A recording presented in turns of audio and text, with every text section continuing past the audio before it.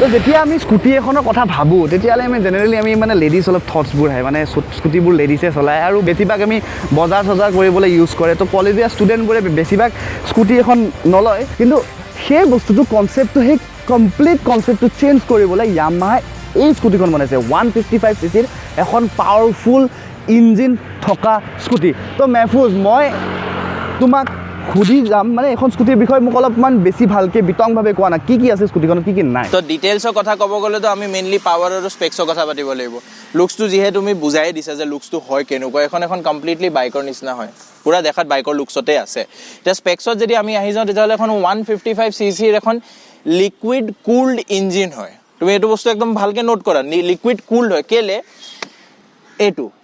এখন প্ৰথম স্কুটি হয় আমাৰ ইণ্ডিয়াত মানে Yamaha লঞ্চ কৰিছে য'ত এটা লিকুইড কুলড ইঞ্জিন আছে লিকুইড কুলড হয় এখন এয়াৰ কুলড নহয় বা অইল কুলড নহয় এতিয়া ইয়াৰ লগত কম্পিট কৰা স্কুটি দুখন আছে দুখন স্কুটাৰ আছে আমি স্কুটি নহয় স্কুটাৰ হয় এখন দুখন স্কুটাৰ আছে এখন আছে ভেস্পাই বনাইছে আৰু এখন আছে এপ্ৰিলিয়াৰ 160 চিচি এপ্ৰিলিয়া এখন হয় 150 চিচি ভেস্পা তো মই এপ্ৰিলিয়া আৰু ভেস্পা নলয় কেনে এখন কিয় লওঁ সেইটোৱে আজি ভিডিঅ'টোত আমি সেইটো মেইন কথাটো বুজাবলৈ আহি আছো একদম ষ্টাৰ্টিঙতো সবতছে আগত আমি আহি যাওঁ লুকছত একদম মেইন বস্তুটো হয় লুকছৰ এখন বাইকৰ লুকছৰ স্কুটি হয় যদি ৰাতি চোৱা যায় ফ্ৰণ্টৰ পৰা তেতিয়াহ'লে তো এখন একদম পিছফালৰ পৰা এখন R15 আহি থকা নিচিনা লাগে ওকে তাৰ ওপৰদি হৈ গ'ল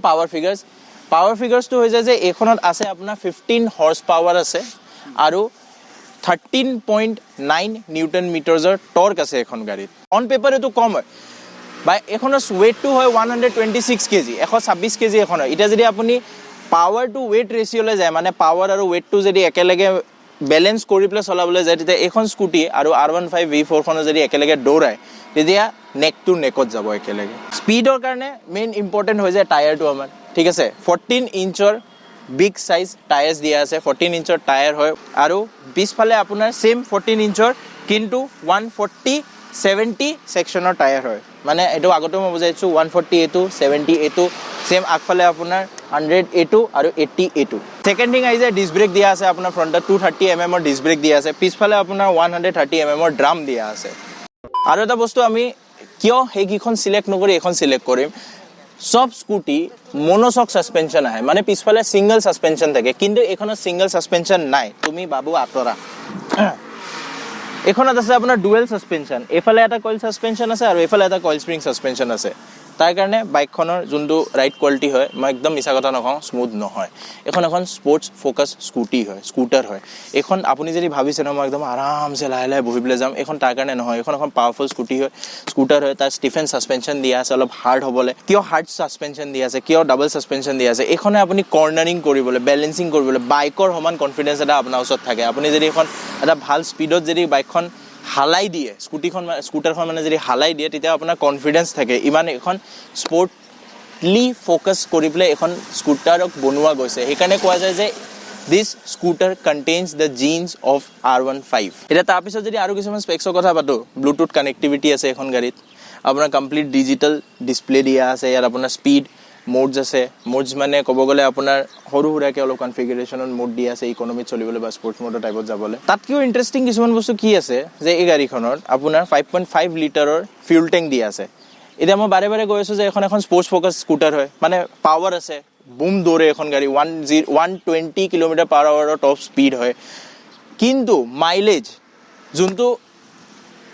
এখন স্কুটিৰ এটা বহুত ডাঙৰ USP বুলি মই ক'বলৈ যাম কেলেকে এই স্কুটিখনে ফোকাস কাক কৰি আছে এই স্কুটিখনৰ মাৰ্কেট কোন এই স্কুটিখনৰ মাৰ্কেট হয় আমাৰ গোটেই ইউথখিনি আমাৰ যোনখিনি কলেজ গোয়িং ষ্টুডেন্টছ হয় পটককে মাৰ দেউতাই এখন বাইক কিনি দিব নিবিচাৰে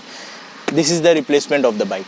আপুনি বাইকৰ জায়গাত এখন স্কুটি ইজিলি ল'ব পাৰে আৰু কলেজ ষ্টুডেন্ট হয় যিহেতু পকেটত পইচা নাথাকে মা দেউতাৰ পকেটৰ পৰাই ল'ব লগীয়া হয় বা মা দেউতাই দিয়ে তো তাৰ কাৰণে আহি যায় পেট্ৰল ভৰোৱা টেনচন তেলৰ দাম বাঢ়িছে এইটো কথা বেলেগ কিন্তু ইয়াৰ মাইলেজটো হৈছে আপুনি যদি ৰেশ ৰাইডিং কৰে একদম এগ্ৰেসিভলি যদি বাইকখন চলায় স্কুটাৰখন চলায় তেতিয়া আন্ডাৰ 40 মানে ধৰি লওক 37-38 কিলোমিটাৰ পাৰ লিটাৰ দিব যদি আপুনি এখন স্কুটাৰক ইকোনমিক সিটিৰ ভিতৰত চলায় মানে নৰ্মেলি চলায় তেতিয়াহ'লে আপোনাৰ এখন স্কুটাৰে 45 to 51 ৰ ভিতৰত দিব আৰু হাইৱেত যদি 60 to 70 স্পীডত ক্ৰুজ কৰে তেতিয়া এখনে 60 ওচৰা-ওচৰি পাৰ লিটাৰৰ মাইলেজ দিব মানে 60 kmpl এখনৰ মাইলেজ হ'ব পাৰে আৰু কম্বাইন কৰি লওক 5.5 লিটাৰৰ এটা ফিউল টেংকৰ লগত তেতিয়াহ'লে আপুনি 330 কিলোমিটাৰ নিয়াৰ এবাউট মানে 300 ধৰি লওক 300 কিলোমিটাৰ এখন স্কুটাৰ লৈ এবাৰ টেংক ফুল কৰি পেলাই যাব পাৰে এতিয়া মই কিয় কৈ আছো যে এখন স্পৰ্টছ ফোকাস স্কুটাৰ হয় সবতছে আগত এখন বেছি প্ৰেক্টিকেল গাড়ী নহয় এজ এ স্কুটাৰ মানুহে চাব গ'লে কি হয় যে ফ্ৰণ্টত আপোনাৰ লোড ফ্লোৰ থাকে যোনটো এখনত নাই ইয়াৰ মাজত আপোনাৰ এইটো কি কওঁ এই স্কুটাৰখনৰ স্পাইন হয় হাম্প হয় এটা ইয়াতে আপোনাৰ এনেকৈ যদি অলপ অন কৰি পেলাই ফুয়েলটো দিব ইয়াতে আপোনাৰ পেট্ৰল ভৰাবলৈ জেগা দিয়া আছে দিছ ইজ 5.5 লিটাৰ তো ফুয়েল টেংকটো দেখাই দিলোঁ আপোনালোকক এতিয়া মই আহি যাওঁ লোড ফ্লোৰটোৰ ওপৰত মানে এখন স্কুটাৰ হ'লে আমি কি ভাবোঁ যে ইয়াত বস্তু থ'বলৈ জেগা পাম আৰু মইতো এনেকুৱা আছিলোঁ যেতিয়া মোৰ ওচৰত স্কুটাৰ আছিলে ন মানে মই এখন স্কুটি পেপ চলাইছিলোঁ তেতিয়া মানে যেতিয়া খুব ভালকৈ শিকি গৈছিলোঁ ন মই এনেকৈ যেনিবা চাপ'জ এইটো মই বহি আছোঁ স্কুটিখনৰ ছিটটোৰ ওপৰত এখন ভৰি লোড ফ্ল'ৰত থাকে আৰু আনখন ভৰি এনেকৈ থাকে মোৰ মই তেনেকৈ আৰামছে ৰাখি পেলাই চলোৱা মানুহ আছিলোঁ কিন্তু এইখনত সেইটো বস্তু কৰিব নোৱাৰি কিন্তু তথাপিতো ডিচেণ্ট এমাউণ্ট অফ স্পেচ আছে আপুনি আৰামছে ভৰিখন থৈ পেলাই চলাব পাৰে বাছ এইটো নাভাবিব যে আপুনি ভৰিৰ ওপৰত ভৰিত থৈ পেলাই একদম বিন্দাছ চলাব পাৰিব সেইটো আপুনি কৰিব নোৱাৰে আৰু সেইটো কাৰণে ইয়াত একো লোডিং হুক চুক দিয়া নাই যে বস্তু আপুনি আৰি দিব পাৰক নহ'লে আমি অলপ যোগাৰ লগাবলৈ বিচাৰোঁ ন যে এইফালৰ পৰা আৰি এইফালে ৰাখি দিলোঁ সেইটো ইয়াত কৰিব নোৱাৰি কিন্তু যদি ফ্ৰণ্ট স্পেচটো কাটি দিছে আপোনাৰ পিছফালে এতিয়া যোনটো ফিউল টেংক আছিলে সেইটো গুচি আহিলে ফ্ৰণ্টত তাৰ কাৰণে ছিটটো যদি খোলে 24.5 লিটাৰ বুট স্পেচ মানে ইয়াত চাওক আপোনাৰ কিমান স্পেচ আছে নৰ্মেলি এখন স্কুটাৰত এটা হেলমেট ৰাখি দিয়াৰ পিছত আপোনাৰ স্পেচ খতম হৈ যায় কিন্তু ইয়াত আপুনি আকৌ এডোখৰ বস্তু ৰাখিব পাৰে ইমানটো ইয়াত স্পেচ আছে এইটো হেলমেটটো সোমাই যোৱাৰ পিছতো আৰু তাৰ পৰা যদি ছিটটো বন্ধ কৰি পেলাই এটা বস্তু চাওক লুক এট দ্য ছিট মানে কিমান স্পৰ্টি লুকৰ ছিটটো দিয়া গৈছে ইয়াত আপোনাৰ বেক ৰেষ্টৰ নিচিনাকৈ ইয়াত মানে পুষ্ট পিতামটো সোমাই যাব ইয়াতে সোমাই পেলাই ইয়াত ধুনীয়াকৈ ৰেষ্ট কৰিব আৰু একদম কমফৰ্টেবল ছিট হয় একচুৱেলি ছিটটো কমফৰ্টেবল হয় এইটো বস্তু মই মিছা নকওঁ আৰু এটা বস্তু দেখাওঁ আমি সদায় চাওঁ যে স্কুটি ছিটবোৰ কিমান শকত এইটো চাওকচোন দিছ ইজ দ্য থিং ইমান পাতল ইয়াৰ ছিটটো জেনুইনলি বহুত লাইট হয় মই নিজৰ টিংগু আঙুলটো দি এনেকৈ ইয়াত টছ কৰিব পাৰিছোঁ এতিয়া ছিটৰ গোটেই কণ্ট্ৰলছখিনি যদি চাওঁ সেইখিনি গোটেইখিনি ইয়াত আছে আপোনাৰ ছিট খুলিবলৈ এইটো হৈ গ'ল আপোনাৰ স্কুটিখন লক মোড এতিয়া লক আছে ঠিক আছে হেণ্ডেল খোল নাখায় এইটো আপোনাৰ লক হৈ আছে এবাৰ যদি আপুনি টুইষ্ট কৰে তেতিয়াহ'লে আপোনাৰ হেণ্ডেল আনলক হৈ গ'ল আপুনি স্কুটিখন হিলাব মেলিব পাৰিব তাৰপিছত যদি এবাৰ যায় তেতিয়া আপোনাৰ ফিউল কেপটো এইটো যোনটো ফিউল লিড হয় আৰু ছিটটো এই দুটা বস্তু সেইটো বাটনেৰে খুলিব পাৰিব তাৰপিছত যদি আপুনি গুচি যায় তেতিয়া স্কুটিখন ষ্টাৰ্ট কৰিব পাৰিব এতিয়া যিহেতু আমি ষ্টাৰ্টৰ কথাত আহি গ'লোঁ স্কুটিখন কিমান চাইলেণ্ট মানে যেতিয়া আমি চেল্ফ মাৰিছিলোঁ ন প্ৰথম এখন স্কুটি যেতিয়া আমি চেল্ফ মাৰিছোঁ জাষ্ট থ্ৰটলটো শুনা পাইছোঁ মানে এই চেল্ফৰ যোনটো প্ৰচেছ থাকে ন সেই বস্তুটো এইখনত নাই সেইটো বস্তুকে মই আপোনাক শুনাই দি আছোঁ this is the self button আৰু এই বাটনটো মই টিপিম আচ্ছা ইয়াত আৰু এটা বস্তু আছে হা আগতে চাউণ্ডটো শুনি আহক তাৰপিছত কৈ আছোঁ মই আপোনালোকক চ' এই মই চেল্ফৰ বাটন টিপি আছোঁ দেখিলে নে তো এই বস্তুটোৰ বিষয়ে মই কৈ আছিলোঁ চেল্ফটো মাৰোঁতে 1% চাউণ্ড নোলায় জাষ্ট গাড়ীখন ৰ'ৰ্ছ টু লাইফ মানে ধুনীয়াকৈ চাউণ্ড আহিছে আৰু এক্সজষ্ট নোটটো আমি শুনি লওঁ তাৰ মাজতে যেতিয়া অনে কৰিছোঁ গাড়ীখন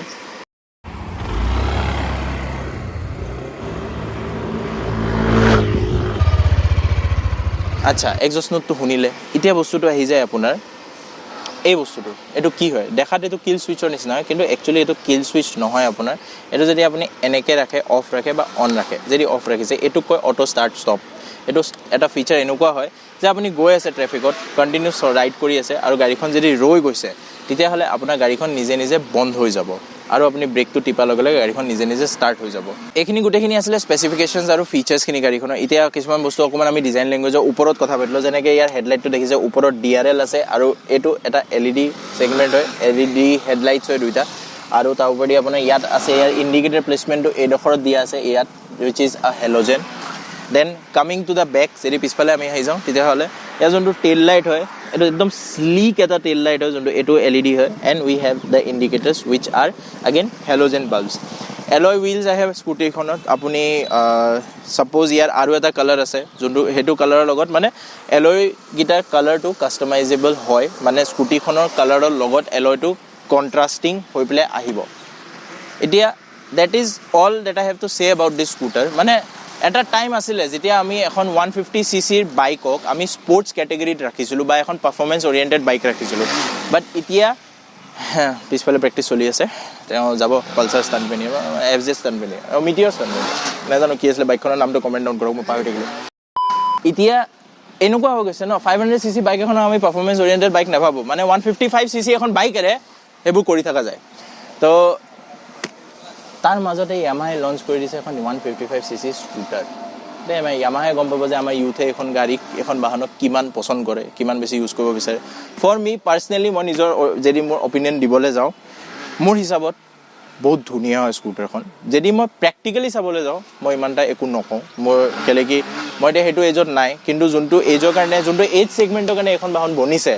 তাৰ কাৰণে I am telling you it's a damn good offer you should go for it আৰু এতিয়া আমি এটা কাম কৰোঁ যে এখন চলাই মেলিও দেখাওঁ যে চলাবলৈ কেনেকুৱা হয় ৰাইট কমফৰ্টটো আপোনালোকক বুজাই আছোঁ চাওক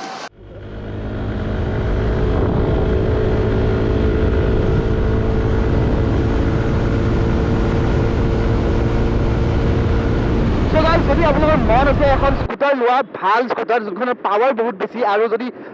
চলাই কিনে কমফৰ্ট পাব তেতিয়াহ'লে গেৰাণ্টি দি কৈছোঁ এইখন স্কুটাৰ চলাই আপুনি বহুত বেছি ভাল পাব 80 স্পীডত আছোঁ আৰু বৰ্তমান মই ফালি আছোঁ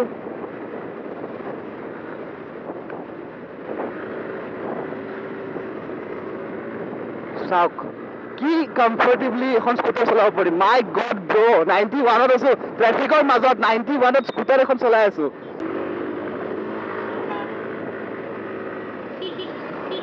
My God, guys, এখন স্কুটাৰ নহয় এখন বাইক বুলি ক'ব লাগিছিলে মানে মোৰ বাইকখনতকৈ বেছি অলপ পাৱাৰ যেন লাগিছে মানে মোৰ বাইকখনৰ ৱেইট আছে ন